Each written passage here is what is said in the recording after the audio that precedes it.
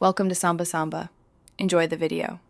In this video, I will explain how to replace an alternator. Before you begin, always prioritize safety. Make sure your vehicle is on a level surface and the engine is cool.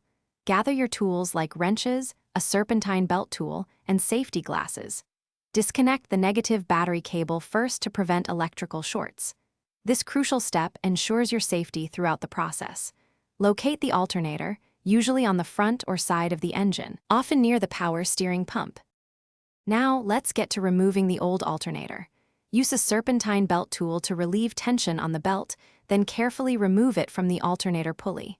Next, disconnect the main power wire and any other electrical connectors attached to the alternator.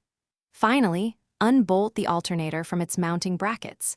There are typically 2 or 3 bolts holding it in place. Keep track of all hardware for reinstallation. With the old alternator out, it's time to install the new one. Carefully position the new alternator into its mounting brackets and hand tighten the bolts.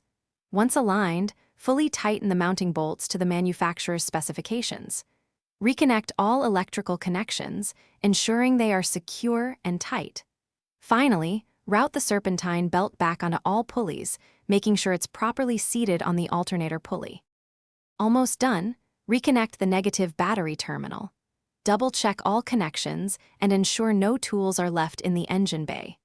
Start your vehicle and observe the dashboard for any battery or charging system warning lights. Use a multimeter to confirm the new alternator is charging the battery, typically around 13.5 to 14.5 volts. You can find a link to the Shark AI Ultra Robot Vacuum and other great deals in the description below.